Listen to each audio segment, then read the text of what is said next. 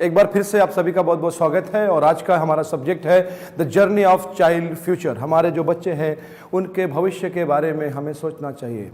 आप जो स्लाइड देख रहे हैं उस स्लाइड में आप देख रहे हैं कि एक बच्चा है और उस बच्चे के नीचे एक पेरेंट बना हुआ है, एक टीचर लिखा हुआ है, दोनों के बीच में एक ब्रिज है, जिस ब्रिज पे वो खड़ा हुआ, ब्रिज का नाम है फाइनेंस। इस बात को आप बहुत खूबसूरत तरीके से समझ गए होंगे कि बच्चे का फ्यूचर दो चीज़ों में डिपेंड करता है, अच्छे माता पिता और अच्छे टीचर। और अच्छे टीचर को अच्छे माता पिता से जो मिलवाता है उसका नाम है फिनांस, यानी कि पैसों की व्यवस्था।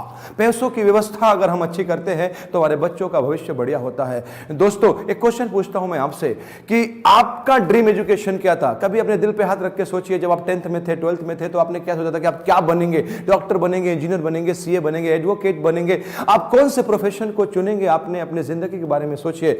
और दूसरा सवाल मेरा यह है कि क्या आप उसी प्रोफेशन में गए या नहीं? अगर आप उस प्रोफेशन में नहीं गए और आप कुछ और कर रहे हैं तो तीसरा सवाल आपसे यह है कि क्यों? तो शायद आप उत्तर देंगे कि मेरे माता पिता ने उतना अच्छा फाइनेंशियल प्लानिंग नहीं किया था, उतना सुंदर तरीके से प्लानिंग अगर किया होता तो आज मैं वो ड्रीम एजुकेशन पूरा करता जो मेरा ड्रीम पाने की इच्छा थी। एक सर्वे में 80% बच्चे ऐसे पाए गए जो बचपन में जो सपना देखते हैं वो बड़े होकर वो पूरा नहीं करते, कुछ और करियर अपनाते हैं। दोस्तों, मेरा एक सवाल आपसे लास्ट में यह है कि जो हमारे साथ हुआ है, जो आपके साथ हुआ है, क्या वो हमारे बच्चों के साथ होना चाहिए कि हम भी प्लानिंग ना करें और हमारे बच्चे वो एजुकेशन ना पा सके जो एजुकेशन उनको पाना चाहिए? अगर आप चाहते हैं प्लानिंग करना तो मेरी बात को बहुत ध्यान से, बहुत गौर से आपको सुनना है। प्लानिंग का एक फार्मूला होता है दोस्तों, इसको हम बोलते हैं प्लानिंग प्रोसेस। डिजायर, यानी कि सबसे पहले आप सोचिए कि आपको क्या चाहिए। प्लानिंग, उसके लिए एक प्रॉपर प्लानिंग करिए और उसके लिए थोड़ा सेविंग करना चालू कीजिए। इक्वल टू सक्सेस, यानी कि आपकी जो चाहत है उसको प्लानिंग में बदलिए। प्लानिंग के लिए सेविंग करिए।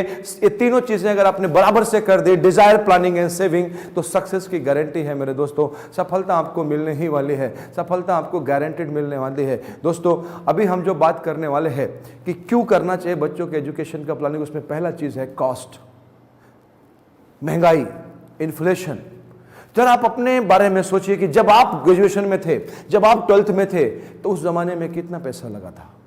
तो आपको आंसर मिलेगा 5,000, 10,000 में हमने ग्रेजुएशन कर लिया। आज 2017 में आपके बच्चे के एजुकेशन को पूरा करने के लिए कितना लग रहा है? आज 10th में एक बच्चा अगर पढ़ता है दोस्तों तो लाख से 2 लाख रुपए का खर्चा है। अगर एक 12th में बच्चा है तो 2 से 3 लाख का खर्चा है। अगर एक ग्रेजुएशन करता है एक बच्चा तो लगभग 3 से 4 लाख का खर्चा है। अगर एक MBBS करता है 25 लाख रुपए खर्चा है। एक अच्छे स्कूल से MBA करता है 4 से 5 लाख का खर्चा है। एक टॉप क्लास से MBA करता है 50 से 60 लाख रुपए का खर्चा है। दोस्तों, आप सोचिए कि जब हमने पढ़ाई की थी तो फीस क्या थी, आज फीस क्या है और भविष्य में फीस क्या होने वाली है?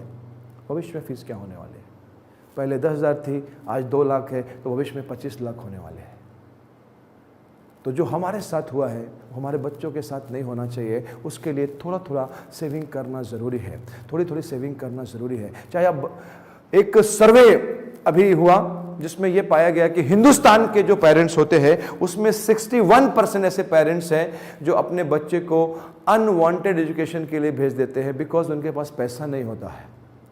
बच्चे जो चाहते वो नहीं कर पाते, बल्कि जो उनको उस समय मिल जाता है वो करना चालू कर देते हैं। 23% लोग ऐसे पाए गए जो बच्चों को पढ़ाने के लिए अपना गोल्ड बेचते हैं, अपनी ज़मीनें बेचते हैं, लोगों से उधार लेते हैं। 9% लोग प्रॉपर्टी बेचते हैं दोस्तों। 6% लोग ऐसे पाए गए जो चैरिटी से, ट्रस्ट से अपने बच्चे को पढ़ाते हैं। सिर्फ 1% ऐसे लोग पाए गए जो एजुकेशन प्लानिंग करते हैं और उनका बच्चा वही बनता है जो उनका बच्चा बनना चाहिए। दोस्तों, निर्णय आपको लेना है कि मेरा बच्चा 1% यानी जो उसका ड्रीम है वो पूरा उसमें आए, या 61% जो अनवांटेड एजुकेशन एक्सेप्ट करे। दोस्तों, आज की डेट में ये जो मैं हमेशा बोलता हूं कि इस समाज में 4 प्रकार के पिता होते हैं। पहला पिता वो होता है जिसका बच्चा टैलेंटेड होता है, 90% नंबर लाता है और वो अपने बच्चे के एजुकेशन के लिए फंड का बंदोबस्त भी करते हैं। They are called world best parent. दूसरे पेरेंट्स वो होते हैं जिनके बच्चे में उतना टैलेंट नहीं होता, लेकिन वो इन्वेस्टमेंट करते हैं, सेविंग करते हैं ताकि वो पैसा लगा के अपने बच्चे को एजुकेशन दिला सके। उनको बोलते हैं हम सपोर्टिव पेरेंट्स। दोस्तों, तीसरे पेरेंट्स वो होते हैं जिनका बच्चा टैलेंटेड होता है लेकिन वो पैसे की व्यवस्था नहीं करते। उनको मैं बोलता हूं वर्ल्ड वर्स्ट पेरेंट। कारण आपके बच्चे में टैलेंट था लेकिन आपने प्लानिंग नहीं किया। अगर टैलेंट नहीं भी होता, प्लानिंग करते, तो आपका बच्चा कुछ ना कुछ अपने जीवन में बढ़िया करता। और चौथे लोग वो होते हैं मेरे दोस्तों, जिनके बच्चे में टैलेंट भी नहीं है, पैसे का प्लानिंग भी नहीं है, वो किसी न तरीके से अपने बच्चे को चैरिटी या किसी और लेवल से पढ़ाई पूरी करते हैं।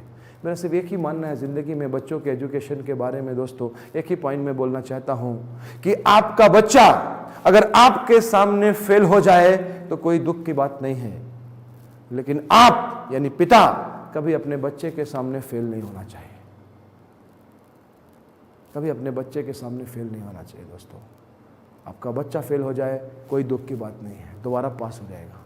लेकिन अगर एक पिता फेल हो गया अपने बच्चे के सामने तो बच्चा शायद दोबारा कभी पास नहीं होगा।